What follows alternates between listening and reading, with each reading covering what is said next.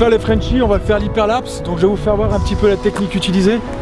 Vous verrez, c'est super simple. On fait ça avec un appareil photo. Donc moi je vais utiliser un GH4. Vous pouvez utiliser un Canon, ce que vous voulez, un Nikon. Donc voilà.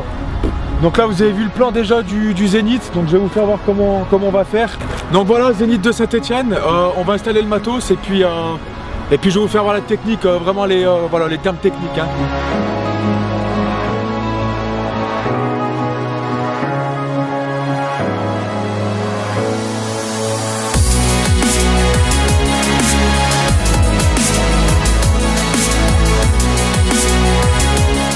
Ok, donc la technique de timelapse, en fait, vous allez prendre une photo, vous allez déplacer votre trépied tous les 15 cm à peu près. Donc ça va être en fonction de ce que vous allez faire. Plus vous allez être loin du sujet, plus vous pouvez faire des grands mouvements, c'est-à-dire espacer votre trépied de plusieurs centimètres. Par contre, plus vous êtes près, plus il va falloir que vous faites des petits mouvements, c'est-à-dire voilà, se déplacer toutes les 5 cm. Parce qu'après sur After Effects, quand vous allez faire la stabilisation, ça va se voir et vous allez avoir des déformations optiques. Donc voilà. Là maintenant on va voir l'appareil de réglage, la vraie technique, la vraie astuce en fait pour réussir un hyperlapse. C'est tout bête, il faut viser toujours le même point. Donc on se retrouve tout de suite, on va passer au trépied pour que je vous fasse voir sur l'écran ce que ça donne. Ok les amis, donc la technique en fin de compte c'est quoi? C'est que si vous croyez que vous allez prendre une photo tout le temps sur le même bâtiment, ça va marcher, non c'est pas vrai. Ce qu'il faut faire c'est utiliser une grille de référence sur votre boîtier. Donc la grille de référence elle sera dans le menu, elle sera ici, voilà, donc là vous en avez plusieurs en fonction de votre modèle. Hein. Donc moi j'ai choisi juste 2 traits. Là après vous pouvez régler les distances entre vos traits. Et là en fin de compte la vraie technique de l'hyperlapse c'est de viser toujours le même point. Donc là par exemple si je vise, je sais pas si vous voyez là, mais là je vais viser une barre en haut de référence. Et bien sur toutes les photos que je vais faire, je vais toujours viser cette même barre. Donc là vous voyez ça va être au croisement. Je sais pas si vous voyez. Et là on va viser ici. Et là je sais pas si vous voyez, mais là voilà, je vise le point du zénith là. Donc il va toujours falloir viser ce point là. Et surtout un truc très important, c'est votre horizon. Donc vous pouvez utiliser un trépied avec une bulle. Mais là sur le GH4 par exemple, on a l'accéléromètre, hein, je crois que ça s'appelle, ouais ça doit être ça, qui me permet d'avoir l'horizon. Donc là quand la barre est verte, c'est qu'on est droit. Donc là on est droit, voilà. La base c'est toujours avoir l'horizon sur notre vidéo et aussi de toujours viser le même point. À partir du moment où vous faites ça, en principe votre hyperlapse sera toujours réussi. Donc voilà, j'aime les enfants. Ouh, t'es mignon toi. Non. Donc voilà. De toute façon, la plus grosse partie du tuto, elle se fera La plus grosse partie du tuto, elle se fera sur After Effects. Donc je vous expliquerai ça. Et puis voilà. Là, on va se retrouver en extérieur. Je vous ai fait voir un petit peu voilà, la technique utilisée. Mise au point toujours à l'infini aussi, parce qu'effectivement si vous allez vous rapprocher d'un sujet, et vous allez avoir du flou. Donc à moins de faire le flou à chaque fois, vous pouvez, mais ça peut se voir.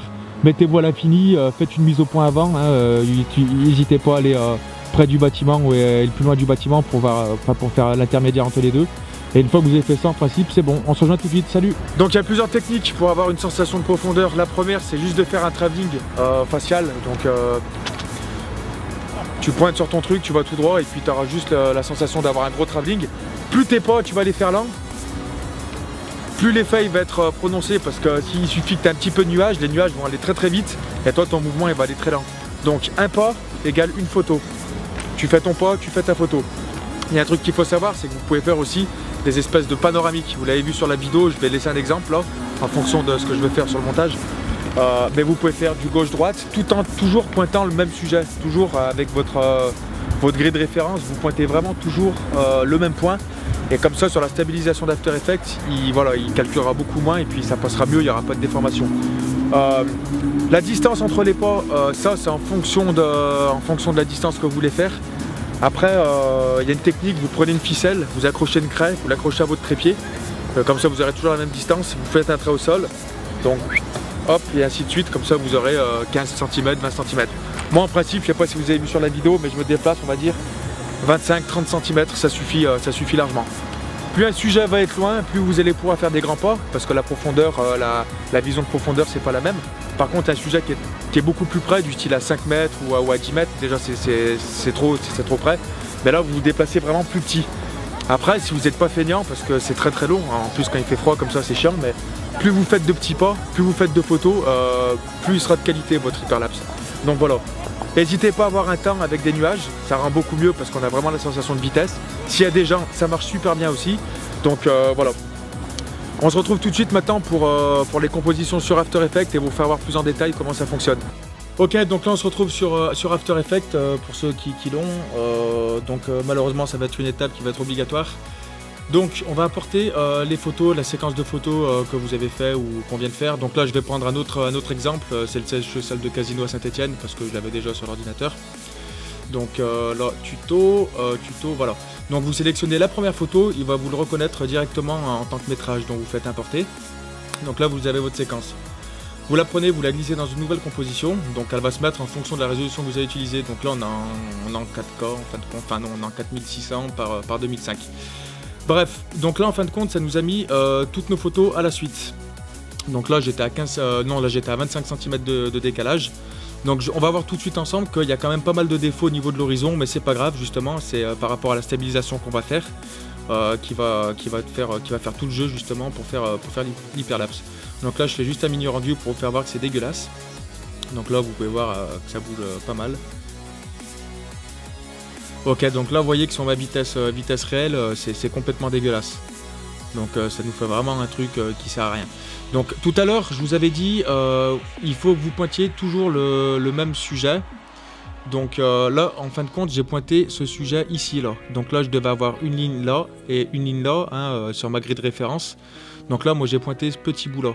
Donc pour vous donner un exemple, on va juste créer vite fait par exemple, qu'est-ce que je pourrais vous faire un calque d'effet. Hop, on va juste prendre, on va faire une petite ellipse, hop, comme ceci, effet, génération, trait, hop, on va juste mettre l'épaisseur, voilà, je vais juste le baisser un petit peu, je vais le baisser comme ça, on s'en fout, voilà. Donc là, si je mets ça ici, vous allez voir que là, normalement, c'était le sujet que j'étais censé viser. Donc vous voyez qu'il y a quand même pas mal d'erreurs, mais bon, si on garde à peu près l'horizon et qu'on pointe vraiment toujours le même angle, là c'était l'angle hein, du bâtiment, on aura le logiciel, la stabilisation visuelle d'After Effects aura beaucoup moins à travailler, donc l'effet sera bien là, quoi. Donc là vous voyez qu'on vise à peu près toujours le même sujet. Donc lui je vais le cacher pour le moment. Donc la technique, on va aller dans Effet. Je crois que ça marche à partir de la CS5.5, il me semble de tête. Peut-être CS5, mais CS5.5 c'est sûr. CS6, CSCC. Donc là moi je suis sur After Effects CC, pardon. Donc CS6 ça marche, CS5.5 c'est sûr, CS5 je sais pas. On va aller dans Animation et là tout simplement on va aller dans Stabilisation de déformation visuelle. Donc on clique, il va nous le travailler en arrière-plan. Donc là vous pouvez faire ce que vous voulez du temps, il le lit en arrière-plan. Donc là sur le petit menu à gauche, c'est l'effet qu'on lui a mis. Donc on va rester dans les réglages que vous voyez là. En lissage, moi je me mettais toujours à 35% parce que sinon ça va trop zoomer sur l'image vu que ça va nous zoomer dessus. Là on va faire conserver l'échelle parce que sinon on va avoir des espèces de zones noires et c'est là où on va avoir la stabilisation. Et là vous allez rester dans déformation de sous-espace, en principe ça marche bien.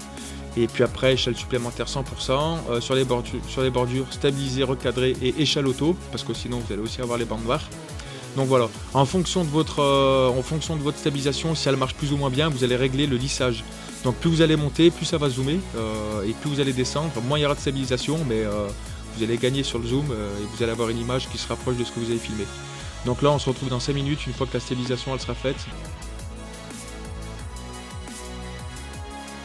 Ok, donc là on se retrouve, vous voyez on est à 99%, vous allez voir que quand ça va finir, on va avoir une espèce de zoom qui va arriver sur notre image, donc voilà.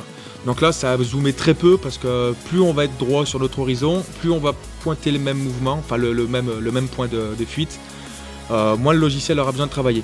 Donc là automatiquement si je fais un rendu, donc 0, un raccourci clavier, là déjà vous pouvez vous apercevoir qu'on n'a plus du tout ce mouvement de saccade, d'horizon dégueulasse et de voilà. Donc là ça commence déjà à avoir quelque chose de très très propre. Plus vous allez faire des petits mouvements, je l'ai expliqué tout à l'heure quand on était à côté du zénith, plus l'effet il sera spectaculaire. Donc n'hésitez pas vraiment à perdre votre temps sur le tournage, que ça soit dans n'importe quoi. Là je sors même du sujet, mais si vous voulez faire des effets spéciaux, voilà, du tracking 3D. Perdez vraiment votre temps sur le tournage à faire quelque chose de propre, comme ça plus vous êtes propre sur le tournage et moins vous aurez de boulot au montage. Ça c'est la première règle qu'il faut apprendre. Mais là voilà, je vais pas aller jusqu'au bout, je vais juste attendre, on va attendre juste les 5 secondes. Donc là on va y arriver. Désolé, j'ai une carte graphique, c'est une ATI Rage 32 Emo, donc non, je rigole, non, mais ça demande un peu de ressources, mais ça va. Donc là, vous voyez que, donc là, si, voilà, regardez. Et là, on a vraiment la sensation, et vous pouvez voir qu'il n'y a aucune cassure et que c'est vraiment, vraiment fluide. Donc là, on n'a pas fait un travelling, on va dire, facial. On a fait un petit panoramique gauche-droite. Il n'y a pas de nuage, donc on n'a pas trop l'effet qu'on veut. Mais après, vous voyez, là, on a une espèce d'avion juste ici. Si vous le suivez, il est assez rapide, donc c'est bien. Donc voilà. Donc là, voilà, c'est à peu près la plus grosse base que je peux vous apprendre sur l'hyperlapse. Ensuite, c'est sûr que sur une compo comme ça, pour rendre quelque chose de vivant, vous pouvez créer alors, attendez, je vais rafficher ça juste pour voir. Et là, on va voir que... Donc, j'aurais pas dû faire ça, mais c'est pas grave. Là, on va voir que le point, du coup, il bouge plus du tout par rapport à l'angle du bâtiment. On peut voir qu'on a quelque chose de très très fluide. Et donc c'est vraiment l'effet recherché. Plus votre hyperlapse va être fluide et plus il va être spectaculaire. Donc voilà, je reviens toujours là-dessus, mais n'hésitez pas vraiment à perdre du temps sur votre tournage et à faire des photos très propres. Donc là vous voyez que si je mets play, là on est vraiment toujours sur le même... bon, on aura toujours un petit décalage, mais voilà, il n'y a rien de bien méchant, quoi. Donc après, pour avoir une image un peu plus punch, hein, vous créez juste un calque d'effet. Moi je vais utiliser Colorista parce que j'utilise souvent, mais sinon utiliser n'importe quel plugin ou logiciel d'étalonnage. Même sur la saturation, vous pouvez jouer, il n'y a pas de souci. Primary saturation, voilà, moi je vais gonfler un petit peu, peut-être pas trop non plus. Voilà, on va se mettre comme ça. Je vais tirer un petit peu mes saillants et mes bleus pour avoir un ciel un peu plus joli. Voilà. Vous pouvez même rajouter du pop sur Colorista, ça va être dans secondary, du pop, on peut se mettre à 20 par exemple. Voilà, on a un peu plus de punch, regardez si je pousse vraiment, vous voyez, on a pas mal de reflets. Donc pas trop gonflé non plus. Après vous pouvez faire vraiment le style que vous voulez, hein, enlever juste toutes les couleurs et garder que le rouge, voilà. Donc là voilà, là je vous ai appris à peu près, enfin je vous ai fait voir la technique vraiment basique de l'hyperlapse. Après ça va être vous et votre créativité qui va faire que vous allez faire des choses plus ou moins jolies. Le deuxième point de l'hyperlapse, vous avez pu le voir sur la vidéo, le truc qui est très très spectaculaire, ça va être les transitions. Là par contre je ne vais pas faire tuto là-dessus parce qu'il y en a eu pas mal, donc vous avez pu voir qu'il y a du morphing, donc voilà, c'est un bâtiment qui se transforme en un autre bâtiment. Je vais vous laisser un tutoriel prochainement, hein, au cas où si vous voulez utiliser le plugin, c'est un plugin qui s'appelle, c'est Révision qui fait ça, c'est Morph. Donc voilà, je vous expliquerai, je ferai peut-être un tuto là-dessus. Ou alors après, vous pouvez faire de la rotoscopie, du tracking, enfin voilà, il y a des zooms, vous pouvez vraiment faire ce que vous voulez. Donc là, je vous ai vraiment fait voir la base. Et j'espère que voilà, ça vous aura appris un petit peu la technique. N'hésitez pas à venir vous abonner si vous avez envie à notre chaîne YouTube. Le lien va s'afficher dans la vidéo. On est de plus en plus nombreux, c'est super cool. On est sur Facebook aussi, je vous laisse le lien. On laisse pas mal d'exclus, des photos à la con. Enfin voilà, on s'en fout, on est fun. Et puis on vous dit à très bientôt les Frenchies. On reprend les slow-mo pour les noobs. Et puis on vous embrasse. Bisous, salut, à la prochaine.